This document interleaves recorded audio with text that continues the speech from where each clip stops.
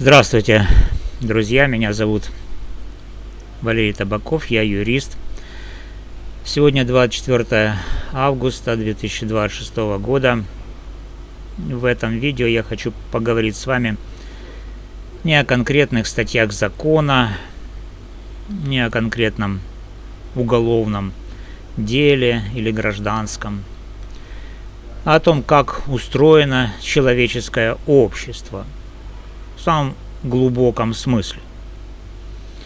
О том, почему мы с вами такие разные, и почему это одновременно и наша сила, и наша постоянная проблема. Дело не какое-то абстрактное, не какое-то аморфное. Дело касается конкретно в том числе и Украины, и в частности языковой проблемы и проблемы принудительной украинизации. Поэтому слушайте внимательно, может быть, вы с чем-то согласитесь. Начнем с простого наблюдения. Человеческое общество не единая масса. Это совокупность самых разных сообществ. Есть сообщество мужчин и сообщество женщин.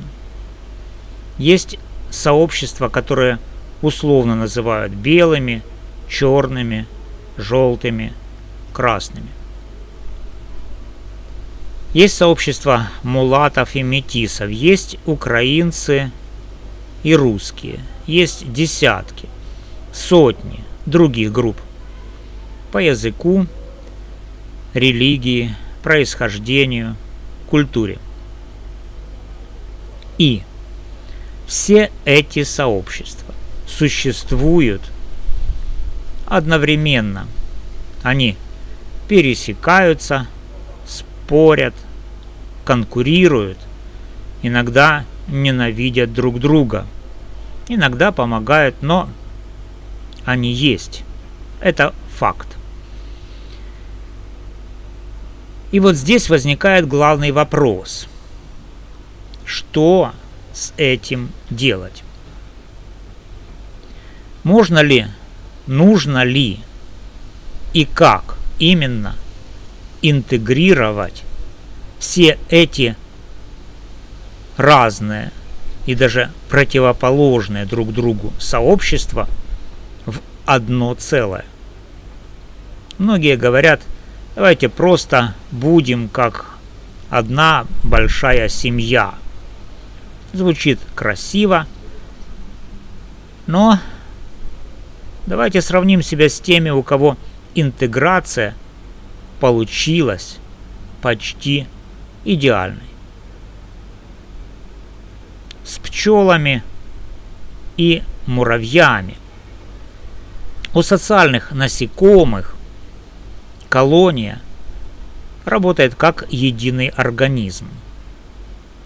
Там нет мужского и женского сообществ. В нашем понимании есть жесткое разделение функций. Рабочие почти всегда стерильные самки. Трутни, самцы, которые живут только ради одной задачи. Матка, единственная полноценная самка, которая продолжает род. Все подчинено интересам колонии. Индивидуальной воли практически нет. Феромоны, инстинкты, касты. И колония действует как одно целое. Красиво, эффективно, безусловно. Но это не наш путь. И никогда им не был. Почему? Потому что человек не муравей. У нас есть индивидуальное сознание. Есть личные интересы.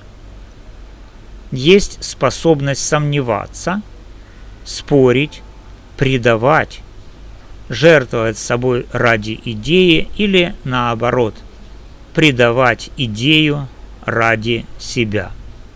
У нас есть культура, память, право, мораль, вещи, которых у насекомых просто нет. Поэтому любая попытка сделать из человеческого общества муравейник всегда заканчивается либо насилием, либо провалом. История 20 века это отлично показала, когда пытаются силой стереть различия по классу, по национальности, по полу, по языку, по происхождению, в итоге получают либо лагеря,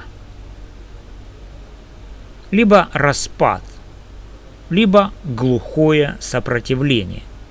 Значит ли это, что интеграция невозможна? Нет. Она возможна, однако совершенно на других основаниях. Что реально работает у людей? Первое. Общее правило игры. Не общее чувство, не общая кровь, не общая идеология, а понятное, одинаковое для всех правило. Закон, который защищает жизнь, собственность и договор. Независимо от того, мужчина ты или женщина, русский или украинец, светлокожий или темнокожий, когда правила одинаковы и предсказуемы, люди начинают сотрудничать, даже тогда, когда друг друга не особо любят. Второе. Возможность добровольного сближения. Люди умеют создавать ассоциации поверх биологических и культурных границ. Бизнес, наука, спорт, искусство, религия, даже просто соседство. Там, где человеку выгодно сотрудничать, он сотрудничает. Там, где его заставляют любить чужое, он начинает ненавидеть еще сильнее. Третье. Право оставаться собой. Это очень важный момент, который часто забывают. Настоящая интеграция не требует, чтобы украинец перестал быть украинцем, а мужчина – мужчиной. Она требует только одного, чтобы при этом он не мешал другому жить по своим правилам, пока те не нарушают общий закон. Когда общество начинает требовать не просто соблюдения правил, а обязательного принятия чужой идентичности как своей, оно создает конфликт, потому что идентичность – это не одежда. Ее нельзя просто снять и надеть другую. Я как юрист постоянно сталкиваюсь с этим в практике. Споры о дискриминации, о квотах, о языке, о правильных и неправильных взглядах на пол и происхождение. Почти всегда за красивыми словами о равенстве стоит одна и та же логика. Ваши различия – это проблема, которую нужно устранить. Но различие не проблема.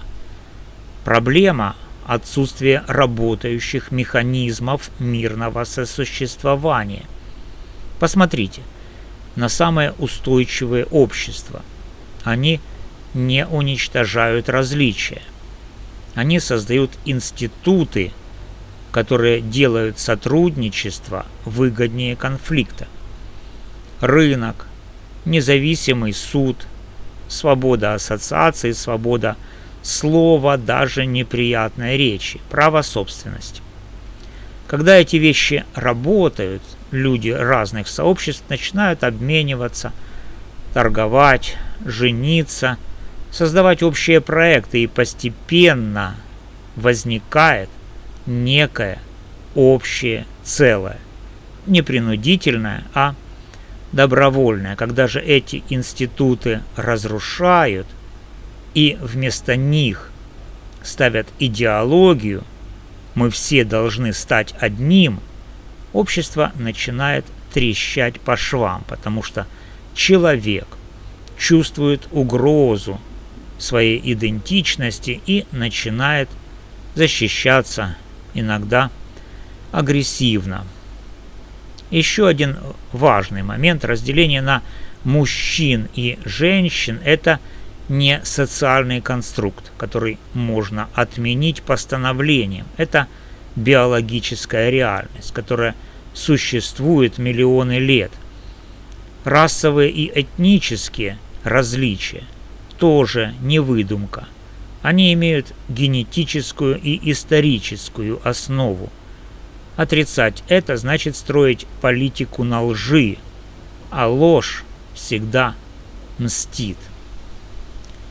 Но из факта различий не следует, что одни сообщества выше других по праву. Следует только то, что различия реальны, и с ними нужно считаться. Умно, а не истерично. Итак, подводим итог. Человеческое общество – это совокупность разных сообществ. Это данность.